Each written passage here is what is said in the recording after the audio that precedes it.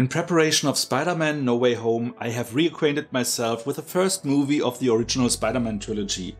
To my surprise, it held up pretty well. Will this also be true for the second entry? Hi there, it's Micha. Join me and find out the answer.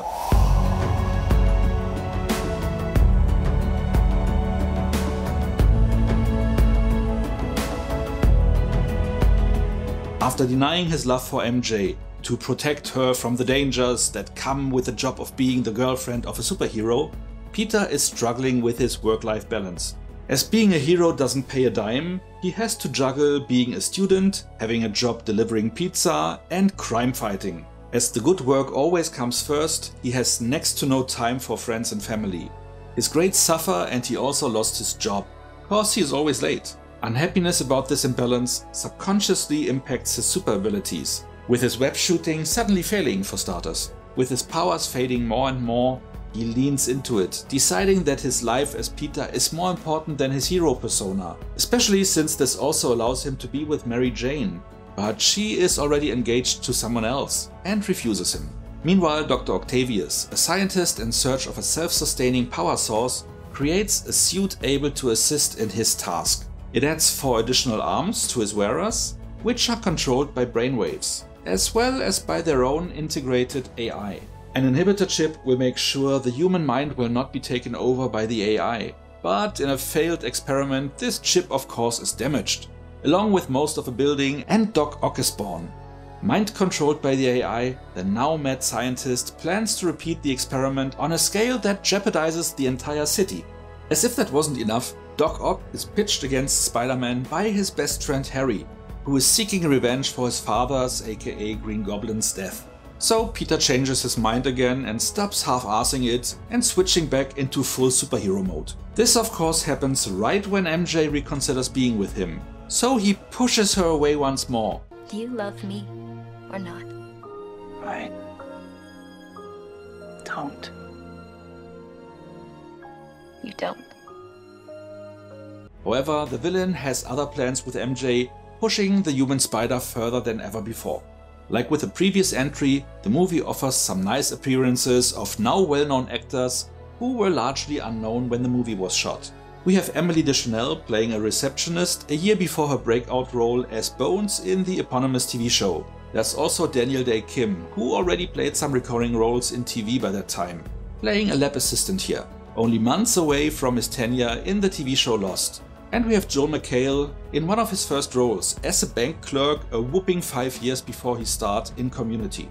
Asif Mandvi also had a role as the pizza place owner. After years as an extra, this is one of his first more relevant roles, 2 years before he started to appear in The Daily Show with Jon Stewart. Elizabeth Banks also returns, as is Ted Raimi in the same roles they played in the first movie. Bruce Campbell is back as well, this time playing an usher in the theater that showcases the play starring MJ as lead actress. The movie largely upheld the same comic style as part 1, but the movie overall wasn't as light-hearted as the first entry. This is due to Peter's journey, which heavily leans into depressing undertones as he struggles throughout the movie. So it is warranted by the plot, but also lessens the fun of this viewing experience. The acting once again is strong, with especially Alfred Molina doing a good job, which is a tall order, as not only William Dafoe ruled with his performance in the previous film, but Alfred also has to distract us from the fact that Doc Ock's backstory is very similar to the Green Goblin. Again, a villain with good intentions, setting out to make the world a better place, risking an experiment with himself on the line, ending up becoming insane, here by literally hearing voices, those of the AIs, manipulating him to his evil deeds. One scene is really laughable though, a scene in which Doc Ock, controlled by the AIs, notices what has happened around him and with him and cries out aloud, "No!" like Vader at the end of Revenge of the Sith. But Doc Ock was first, so they couldn't predict how stupid this would come across, an excuse that Lucas wouldn't have a year later, but that is a different story. The effects were a bit better as in the previous one, which was expected, but they also leaned more into the still imperfect CGI effects, which looked especially unconvincing in moments Doc Ock was fully animated. Like in the scene he kidnaps MJ, they weren't able to create convincing looking faces back then. And there was a scene in a burning house where you can clearly see green screen remnants around the actors. The screenplay took the liberty to do some small retconning, like having Harry say his father loved Peter like a son, though he only met him for the first time in part 1. Same with Mary Jane, who lived next door but had next to no interactions with Peter growing up. Yet she suddenly refers to him as her best friend, as if they always were close. It is understandable, as looking back, the first movie would have worked even better if that would have been true back then. A big betrayal by the writers was committed though by ignoring part 1's end, where MJ realizes Peter is Spidey. She didn't even much entertain the idea here, which would have made for some nice dialogues and would have elevated her role. Instead, when she finds out for good in the end, she says something like, "Somehow I always knew." Yeah, right. Then, after finding out, she smiles when he heads out to fight crime. Go get him, Tiger. Just to then show a sad face, clearly not okay with the situation. This is the note the movie ends on, again bringing forth the ongoing tone of depression throughout the movie. Fortunately, they at least end up together this time, as there were this stupid trope at hand again, where he was trying to push her away to protect her, especially after having begged for her love moments earlier. What a dick move. Again, let her decide. It's 2004 and not 1954. And she is the damsel in distress again, this time at least trying to be more, by attacking Doc Ock, but to no effect. In the end, she womans up and tells Peter that it is her choice and her risk. But did she really have to wait until her wedding day to decide on this? Likely meant as a big romantic gesture to run away to him, but also an asshole move, as her fiancé had done nothing wrong to deserve being stood up at the altar. She could have come to that decision a bit earlier for sure. The biggest detractor for me was the relationship between Harry and Peter. Why did Peter never tell Harry that Spider-Man didn't kill his father? That it was a misunderstanding? He could have said that Spidey told him or revealed the truth. Sure, keeping Norman's secret is honorable, but doesn't upholding his friendship has a higher value? Just share that Daddy was Green Goblin. Well, with all that in mind, let's look at the rating.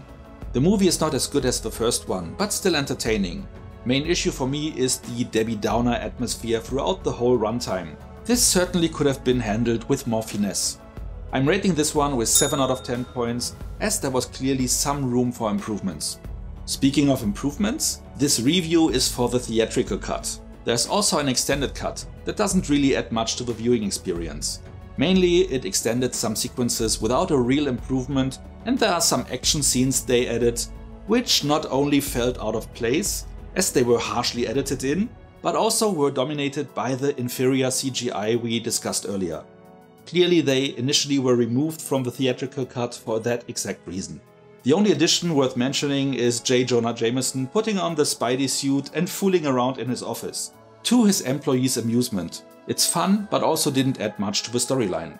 Have you also rewatched the movie recently? How did you like it? Do you agree with my review? Let me know in the comments. That's it.